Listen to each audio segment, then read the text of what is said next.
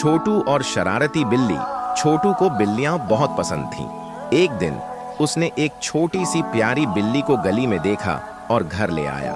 वह बहुत शरारती थी, कभी जूते चबाती, कभी पर्दे पर चढ़ जाती। एक दिन बिल्ली ने छोटू की स्कूल कॉपी पर अपने पंजों से रंग बिखेर दिए। छोटू पहले गुस्सा हुआ, लेकिन जब उसने देखा कि रंगों से एक सुंदर चित्र बन गया है तो वह हंस पड़ा।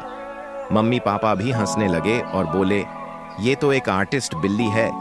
तब से छोटू और उसकी बिल्ली साथ खेलते और नए रंगीन कारनामे करते।